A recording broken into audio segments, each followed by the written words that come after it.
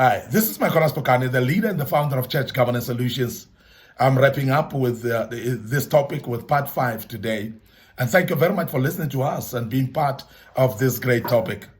The same topic that we're dealing with, these are strategic devised plans of the devil to attack the church, to destroy the church. And we want to speak about those so that you are aware of that, and as a church rise up above the standard and be able to destroy or disturb the devices of the devil, or to stand against those and make sure that the church survives and the individuals in the church survive as well. The first strategy that I want to deal with that the devil always uses, and more frequently so, is broken homes to break the church. He breaks homes in order to break the church. He destroys the families in order to destroy the church. Listen to this. This is very, very important for us to realize that the rate of divorces at this particular time, particularly in the church, has actually been more and more every day. And this is something that the church must be concerned about. We cannot ignore it anymore. And we cannot relax and think that this is normal.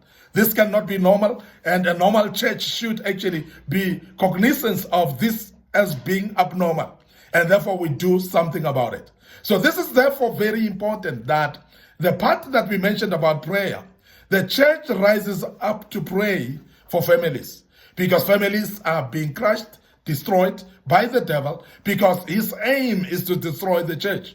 Because the more the families are together, the more the church shall survive and become an example in the communities, and Christ shall be preached without scandals at all.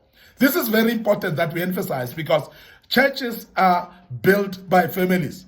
And when families are normal, the church of God shall be normal as well. But he attacks marriages right now, and he causes divorces.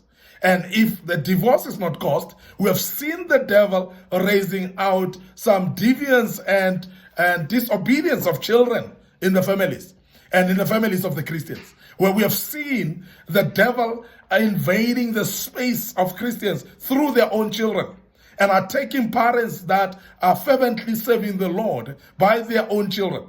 And you find that devil start trying to attack the kids through drugs.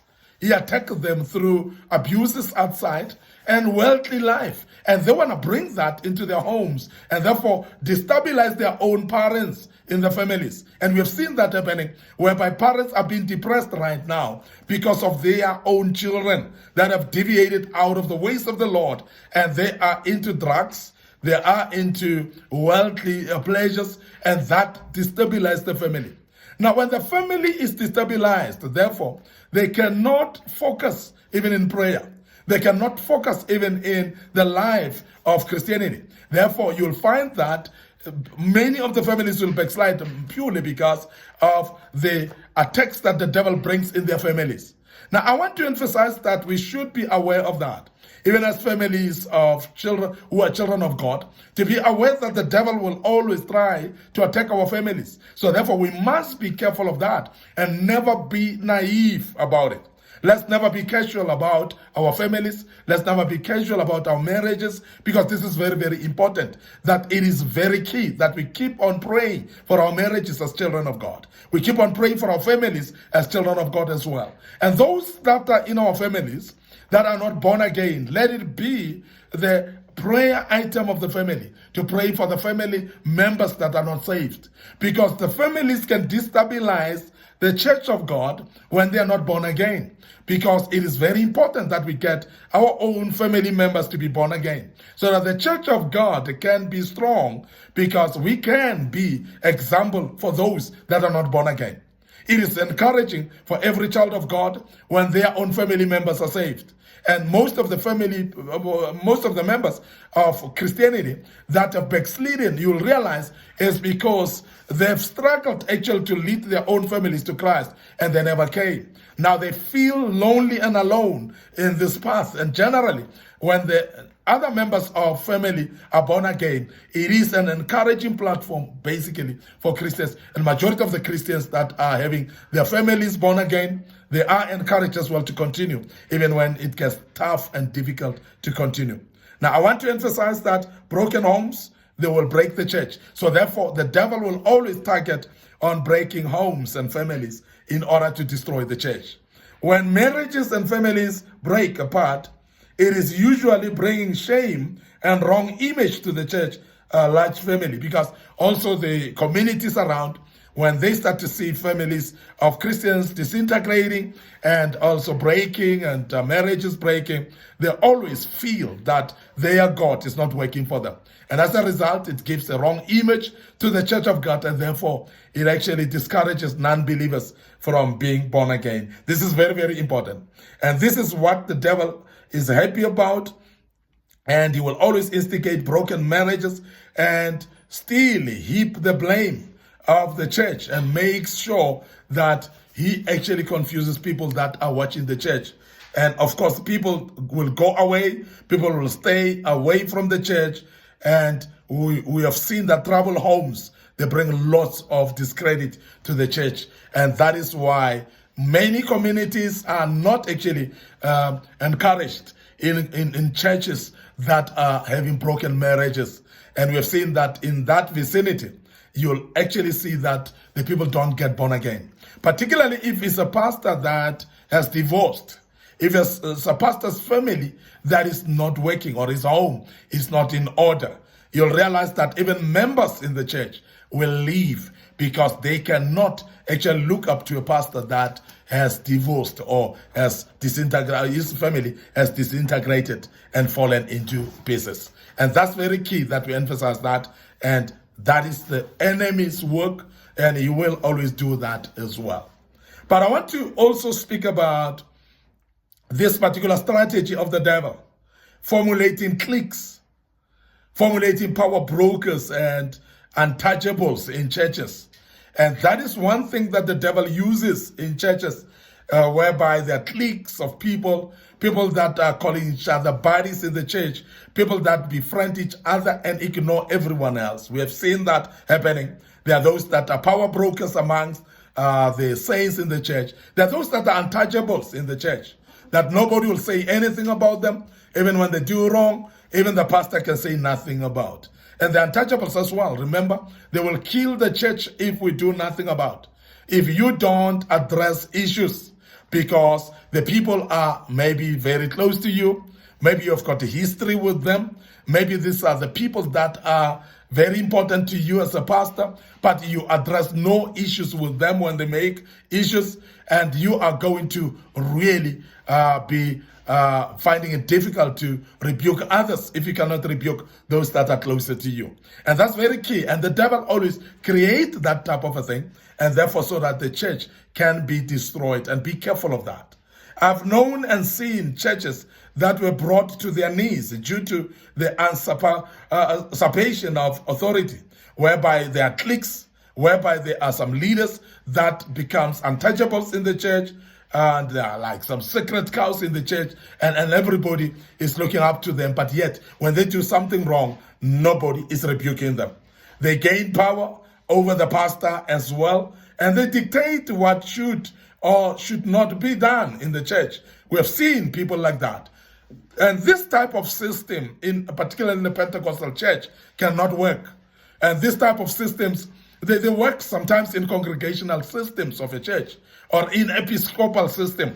It may work, but in Pentecostal system, whereby you'll find people that are more powerful than the pastor, that will tell what to do and what not to do, the church shall never survive, because then that's not going to allow the Holy Spirit. Remember that the pastor is called by God as a visionary, and therefore God has actually called the pastor amongst the fivefold ministries to lead the church. So the vision that the pastor has been given is from God himself. And if God has to communicate anything, God is going to communicate through the pastor.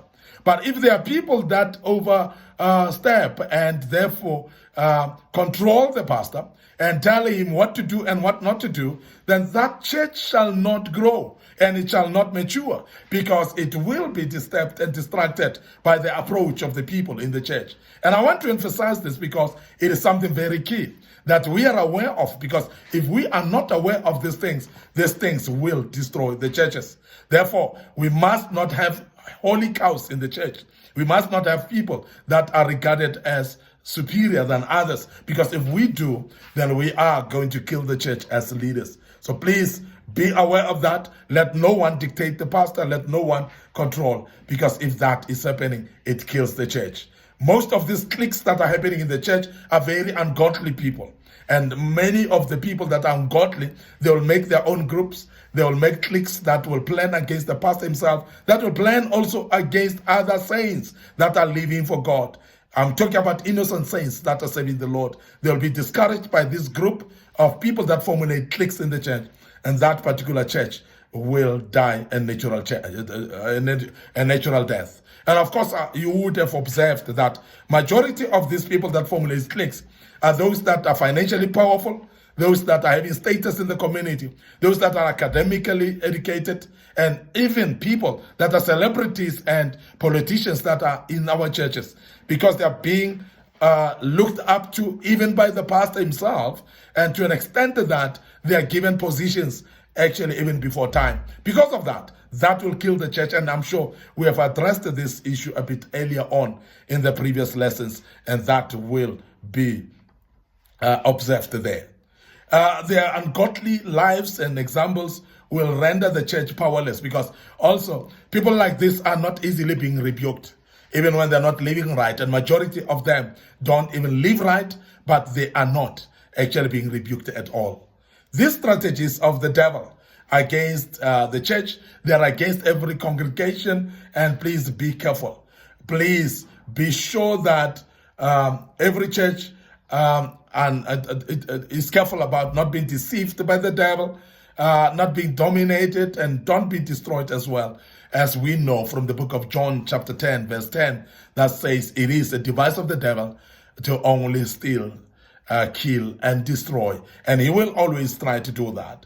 And he has succeeded too many times in many churches that have been destroyed. But let's not allow him to continue doing that in our churches. Let's be aware, and let us be very, very spiritual, and let's use the warfares and fight against that, and pray and make sure that God is actually in charge in our churches.